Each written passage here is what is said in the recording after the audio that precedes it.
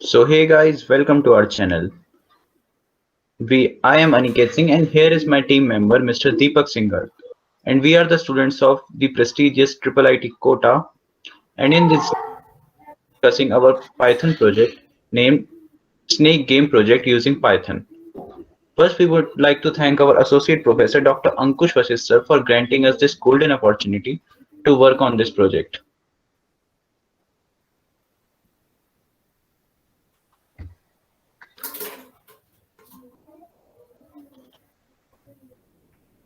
So guys, what is Snake Game? Snake Game is one of the most popular arcade game of all time.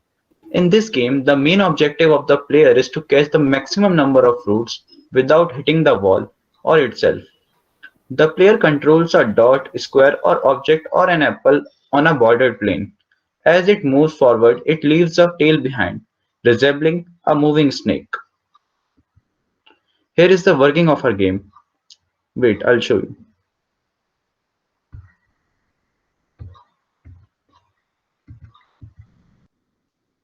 Whenever the snake moves, eats an apple, the score is updated here. And when it hits the wall, the game restarts and the length of the snake is again reduced to 0.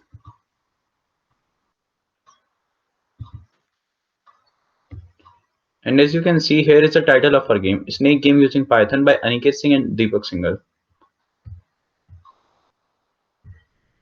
Now let's come to the code part. Here as you can see, we have used import pygame.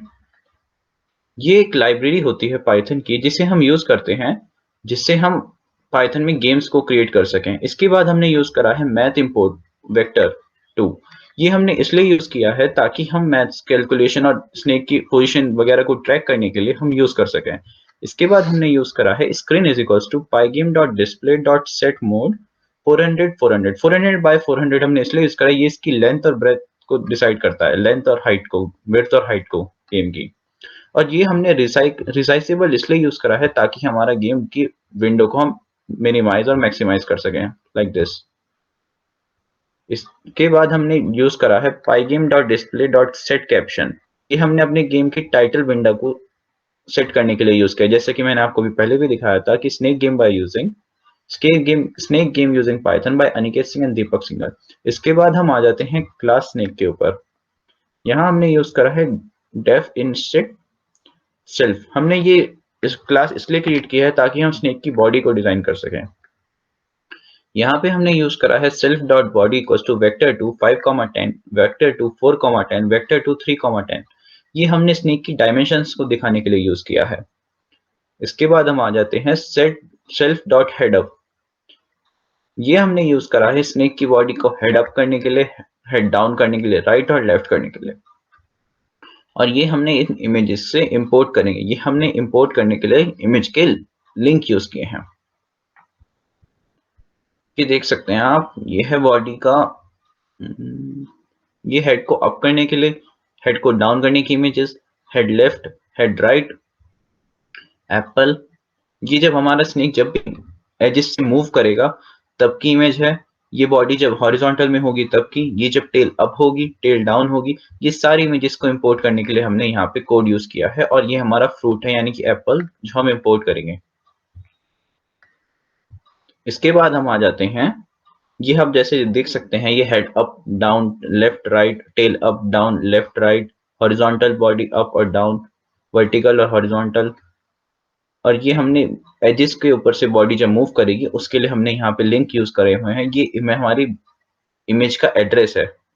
और ये हमने self dot crunch underscore sound हमने इसलिए use करा है क्योंकि जब भी हमारा स्नेक कोई एप्पल और फ्रूट ईट करेगा तो वो क्रंच साउंड सुनेगा। मैं दिखाता हूँ एक मिनट आपको, आप देख सकते हैं। इसके बाद हम आ जाते हैं, डेफ ड्रॉ अंडरस्कोर स्नेक। ये हमने इसलिए यूज किया है ताकि हमारी स्नेक की बॉडी और टेल की ग्राफिक्स हमेशा अपडेट होते रहे, इसलिए हमने self dot update underscore head graphic use किया है। इसके बाद हम आ जाते हैं स्नेक की पोजीशन कैसे होगी, क्योंकि जब भी स्नेक स्क्वायर्स में बैकग्राउंड में स्नेक्स के बैकग्राउंड में जो स्क्वायर है उसमें मूव करेगा तो उसको क्रिएट करने के लिए हमने यहाँ पे स्नेक की पोजीशन कैसी रहेगी वो हमने इस फॉर्मूले से यूज किया, X position equals to int block X star cell size, और वाई एक्सिस की पोजीशन के लिए हमने यूज करा int block Y star cell size. और जब भी ब्लॉक के साथ रिएक्ट करेंगे बॉडी उसमें कोऑर्डिनेशन में काम करती रहे, उसके लिए हमने ये फॉर्मूला यूज करा, X position Y position comma cell size comma cell size. अब इसके बाद हमने थोड़ी सी कंडीशन यूज करी हुई है अपने कोड में कि अगर स्नेक का ब्लॉक, अगर हमारा स्नेक का हेड अब मूव करेगा तो उसकी बॉडी भी उसके साथ कोऑर्डिनेट करके उसी डायरेक्शन में मूव करेगी। और जब भी हमारा स्नेक मूव करेगा तो जब भी वो भी कोई फ्रूट ईट करेगा या कुछ भी करेगा तो उसकी बॉडी में एक पोर्शन ऐड हो जाएगा, इंक्रीज हो जाएगा, और वो पूरी बॉडी के साथ ही कोऑर्डिनेशन उसी डायरेक्शन में चलेगा जिसमें कि हेड और टेल चल रहे होंगे। अब हम आगे आ जाते हैं। इसके बाद हमने यूज करा हुआ है हेड ग्राफिक। तो हमने हेड ग्राफिक में यूज करा हुआ है कि जब भी हमारा हेड लेफ्ट मूव करेगा तो उसकी पोजीशन वेक्टर 2 1,0 होगी, जब भी राइट मूव करेगा वेक्टर 2 -1,0, वेक्टर 2 0,1 होगी, जब भी हमारा हेड अप मूव करेगा वेक्टर 0, -1 यूज करेंगे जब भी हेड हमारा डाउन यूज होगा। सेम इसी तरह हमने टेल की ग्राफिक्स में भी यूज करा हुआ है कि जब भी टेल हमारी लेफ्ट मूव करेगी तो वेक्टर 2, ब्रैकेट 1,0, वेक्टर 2 -1,0, जब भी हमारी टेल राइट में मूव करेगी वेक्टर 2 0,1, जब भी हमारी टेल अप मूव करेगी, और वेक्टर 2 0, -1 जब भी हमारी टेल डाउन यूज करेगी मूव करेगी, सॉरी। इसके बाद जब भी हमारी स्नेक की बॉडी मूव करेगी तो किस तरह से उसकी बॉडी कोऑर्डिनेट करके मूव करेगी किस भी डायरेक्शन में, उसके लिए हमने define move snake class use करी हुई है। इसके बाद हमने यूज करा हुआ है डिफाइन एड ब्लॉक क्लास। ये हमने इसलिए यूज करा हुआ है कि जब भी हमारा स्नेक कुछ भी पार्ट को ईट करेगा उसकी बॉडी में एक ब्लॉक ऐड होता रहेगा। और हमने उसके बाद यूज करा है प्ले क्रंच साउंड। ये हमने इसलिए करा है जब भी हमारा स्नेक कुछ चीज ईट करेगा तो उसके एक ईट करने के टाइम पे हमें क्रंच की आवाज सुनाई देगी, लाइक दिस। इसके बाद हमने यूज करा है डेफ रिजाइन रिसेट। ये हमने इसलिए यूज करा है कि जब भी हमारा स्नेक किसी बॉर्डर से, वॉल से या किसी भी एज से टकराएगा या अपनी बॉडी से टकराएगा तो उसके बाद वो वहीं पे गेम खत्म हो जाएगा और उसके बाद गेम फिर से स्टार्ट हो जाएगा और स्नेक की लेंथ फिर से रिड्यूस होकर 0 हो जाएगी। And from now this part from class fruit part my partner mister Deepak single will explain us everything.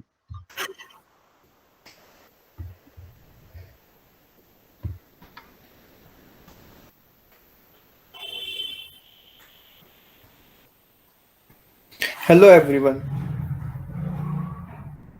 ये क्लास फ्रूट है। इसके अंदर हम सबसे पहले तो उसको सेल्फ रेंडमाइज करने से पोजीशन को हम रैंडम बना सकते हैं। फिर ये उसको फिर कौन से पोजीशन को उस रैंडम पार्ट के एक्स को यहाँ पे स्टोर करेंगे, फिर वाई को यहाँ पे स्टोर करेंगे। फिर जैसे कि ये फिर रैंडमाइज को कॉल करने के लिए फिर ये फंक्शन काम आएगा। ये है हमारा मेन पार्ट जो पूरे सबको एक एक साथ ज्वाइन करके चलेगा। सबसे पहले तो ये स्नेक को बनाने के लिए, फिर ये फ्रूट को कॉल करने के लिए, फिर हर एक स्नेक की मूव को अपडेट करने के लिए, ये कॉलिजन के टाइम जैसे दीवार से टकरा जाए या फिर अपने आप से टकरा जाए। फिर ये एलिमेंट को ड्रॉ करने के लिए जैसे ग्रास, फ्रूट्स, स्नेक, स्कोर को ड्रॉ करने के लिए। फिर ये कोलिजन चेक करने के लिए कि अपनी बॉडी अपने आप को क्या स्नेक अपने आप को खा रहा है या नहीं खा रहा है, या फिर उसके वो उसमें जो क्या बोलते हैं उसको वॉल से टकरा रहा है कि नहीं टकरा रहा है। इसको कोलिजन चेक करने के लिए ये फिर ये फेल उस समय हो जाएगा जब वो अपने आप की बॉडी को खा लेगा।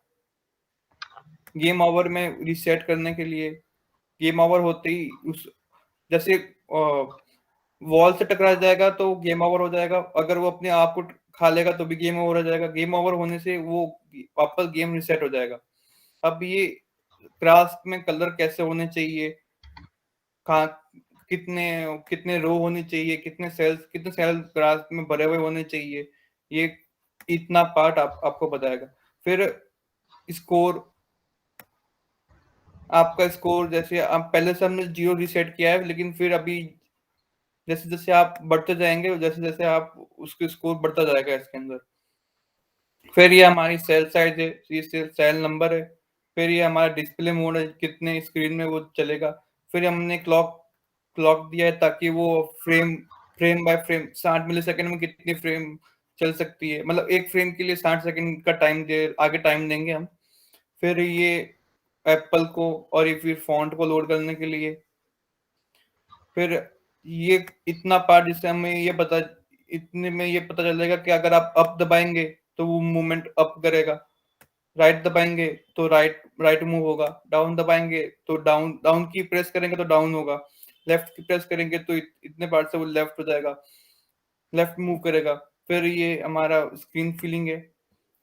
फिर ये क्लॉक टाइम 60 का मतलब हो जाएगा कि 1 मिलीसेकंड में 60 स्क्रीन चलने में आपको 1 मिलीसेकंड चाहिए।